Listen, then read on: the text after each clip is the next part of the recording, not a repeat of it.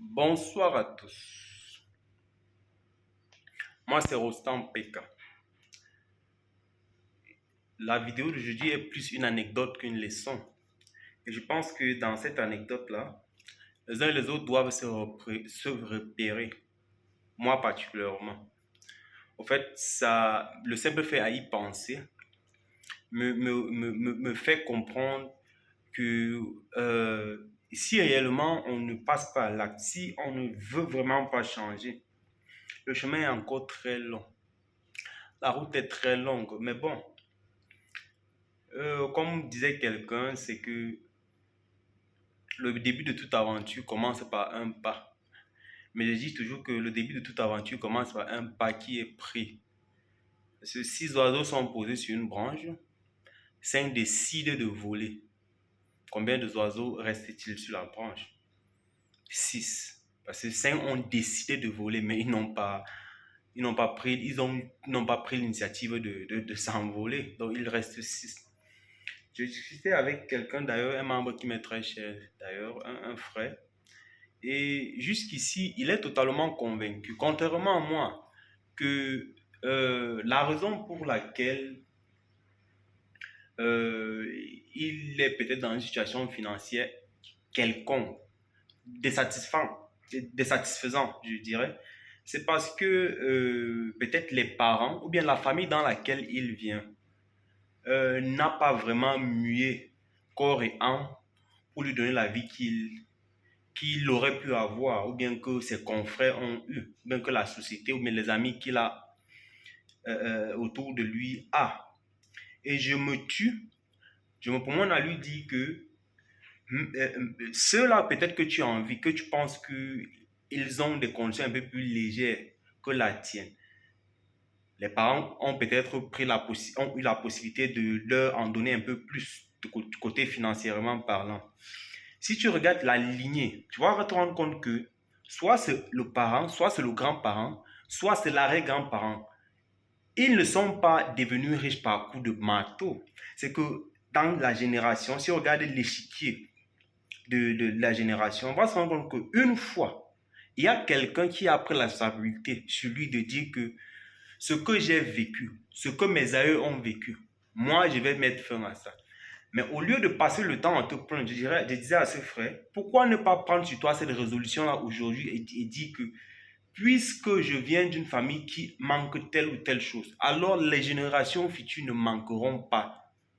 Pourquoi ne pas être la pierre qui, n'est-ce pas, va contribuer, la pierre sur laquelle tout l'édifice va se reposer? Parce que c'est plus bien de passer du temps à se plaindre. Parce que quand on se plaint, vous voyez, quand vous vous plaignez, vous donnez la responsabilité de votre vie à quelque chose ou à quelqu'un. Alors, si vous pensez déjà que vous n'êtes pas le problème, c'est tellement difficile que vous soyez en train de chercher comment le résoudre. Vous voyez? Si vous n'êtes pas le chauffeur, vous vous en foutez de la direction que la voiture prend. Parce que vous avez donné l'autorité, vous avez donné le pouvoir au chauffeur, à quelqu'un, à une circonstance. Je dis que non, la raison pour laquelle je ne fais pas ça ou ça, c'est parce que je n'ai pas eu ça. Pourtant, c'est faux. Et je me tue à dire que peut-être quand vous pensez que vous souffrez, il y a même une analogie qui le dit très bien, c'est que quelqu'un dit que j'ai passé tout mon temps à me plaindre que je n'avais pas de chaussures jusqu'au jour où j'ai vu quelqu'un qui n'avait pas de pieds. Quand vous pensez que vous êtes dans les problèmes, que vous souffrez, c'est parce que vous n'avez pas rencontré les gens qui sont dans des situations plus pires que dans celle dans laquelle vous vous retrouvez. Alors, juste comme ça, vous allez commencer à comprendre que votre situation n'est pas aussi difficile que vous pensez. Peut-être que vous en pleurnichez beaucoup et que vous devez passer à l'acte. Parce que les plaintes, il y a deux possibilités. Soit on se plaint, soit on cherche à trouver la solution. Et vous ne pouvez pas faire les deux au même moment.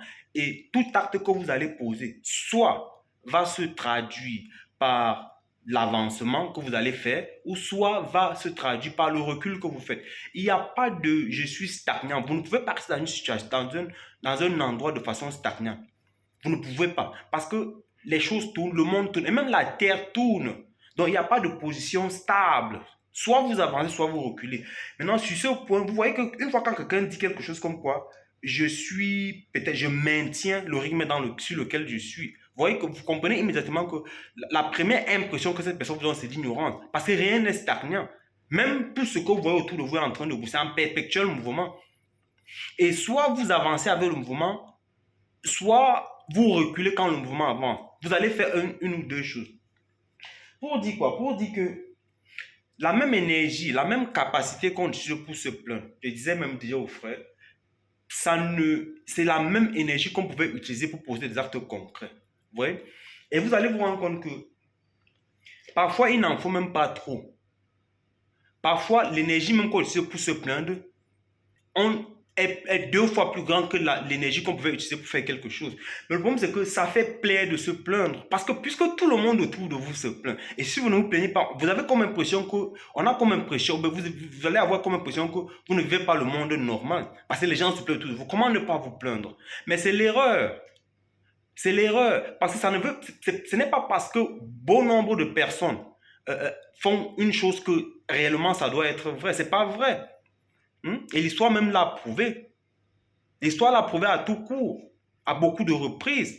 Et vous allez voir que les gens qui ont fait des choses grandes, les gens qui se sont démarqués dans la société, ne se sont jamais identifiés avec la popularité, avec la masse populaire. Ce sont des gens qui sont toujours reculés. Ils sont partis à droite quand tout le monde partait à gauche. Et parfois, tous ceux-là qui partaient à gauche, la majorité se sont moqués même d'eux. Je ne vous en dis pas plus. Les Brother White, hein? Et bien d'autres. Combien je peux en citer? Ou Rosa Parks aux États-Unis, la femme qui a révolutionné l'indépendance des Noirs. Ouais. Parce que c'était une femme, une grand-mère d'ailleurs, qui entre dans un bus. Ouais. Et puis en ce moment-là, les Noirs et les Juifs ne pouvaient que ne pouvait pas en réalité, le bus était séparé en fait. Il y avait un endroit destiné aux Noirs. Et puis la femme entre et puis elle décide d'aller s'asseoir où les Blancs s'asseyaient. Je fais lui dire, mais madame, il faut que vous retournez où vous appartenez. La dame lui dit non, je paye comme tout le monde. Alors pourquoi est-ce que je vais rentrer m'asseoir derrière? Pourtant, je paye comme tout le monde. Et elle a refusé. Et c'est comme ça que, après qu'elle ait refusé, il y a eu des révolutions et des grèves. C'est comme ça que les Noirs ont eu leur indépendance aux États-Unis. Parce qu'une femme a eu tellement d'ego, a eu tellement de fierté qu'elle a décidé de changer les choses. Mais si on attendait que la majorité puisse se réunir pour le faire, ça ne devrait jamais arriver. Parce que la majorité n'a pas la vérité. Ce n'est pas parce qu'on suit que c'est vrai. Alors si aussi vous êtes de ceux-là qui pensaient qu'il va falloir qu'il y ait une certaine révolution, ou bien quelqu'un va faire le travail à votre place, vous vous trompez. Si vous êtes déjà là, ça veut dire qu'il y a un travail que vous allez faire. Et peut-être parce que vous vous plaignez, c'est peut-être une raison pour laquelle vous devez faire le travail qui vous rend mal à l'aise. La cause de vos plaintes, c'est quoi? Alors peut-être même c'est le travail que vous avez à faire. Pourquoi ne pas le faire? Faites-le. Et si vous échouez, ça fait quoi? Ça ne fait rien. Regardez autour de vous. Les gens font ce pourquoi ils sont là. Vous le faites et puis vous partez. Jésus est mort à 33 ans. Mais est-ce qu'il a échoué? Il a été tué. Mais il n'a pas échoué parce qu'il a fait ce pourquoi il était là. Mohamed est mort également. Bouddha est mort. Et beaucoup. Alors, si vous pensez que vous êtes une certaine exception, les gens vous doivent quelque chose. Il est bon tant que vous vous réveillez, parce que vous allez vous rendre compte quand il se fera trop tard. Parce que personne ne vous doit rien. Et parce que vous êtes venu sur cette terre seul, vous avez une mission à accomplir. Et une des raisons qui me pousse le plus à dire cela, c'est parce que vous vous plaignez de quelque chose. Si vous êtes satisfait avec ce que vous avez, tant pis. Good for you. Mais si vous pensez que vous pouvez encore faire quelque chose, et s'il y a des choses qui vous rendent malade, que vous êtes fatigué de voir, faites quelque chose par rapport à ça. Et vous ne devrez pas toujours essayer de tout faire au même moment. Une petite chose, un petit acte, c'est suffisant. Mais donnez tout ce que vous pouvez. Vous voyez? Faites tout ce que vous pouvez. Que ça ne reste pas là de façon inchangée. Alors, pourtant, vous êtes venu sur ce monde. Et le slogan avec lequel je me bats, toujours et toujours, qui est comme une ligne de mire pour moi, c'est que il faut que, avant que je quitte ce monde, je le laisse dans un état plus meilleur que comme je l'ai trouvé. Et ça dépend. Je peux le faire. Il y a plusieurs façons de le faire. Laisser un sourire dans la rue où je passe, quand je passe, c'est aussi simple que ça. On ne demande pas grand-chose. Et ce que je dis a une valeur très fondamentale dans la métaphysique. Ce sont les bases de la métaphysique. C'est que rien ne change si vous ne changez. Alors si vous changez, tout change. Vous voyez? Même les gens qui... Je vous laisse avec quelque chose, c'est que vous allez vous rendre compte que parfois, il y a des gens au quartier, même autour de vous, qui ne vous adressent pas la parole. Mais le jour où vous décidez de faire quelque chose, ils viennent vous soutenir. Pourquoi? Hein? Pourquoi? Parce que ils avaient déjà prévu le faire. Mais puisque vous n'avez pas pris l'initiative depuis, alors ils ne pouvaient pas vous soutenir tant que vous n'avez rien en vue. C'est en faisant ce que vous êtes en train de faire que les gens viennent vous soutenir. Mais si vous étiez resté tranquille, vous n'aurez jamais pu bénéficier de toutes les félicités que la vie a à vous proposer. Et sachez une seule chose, que personne ne vous déteste, personne ne vous aime, tout le monde est là. Toutes les personnes que vous rencontrez sont là pour dévoiler une façade de vous, pour que vous soyez encore plus meilleur. Je m'en fous de tout de ce que peut-être quelqu'un vous a fait, que ce soit en bien ou en mal.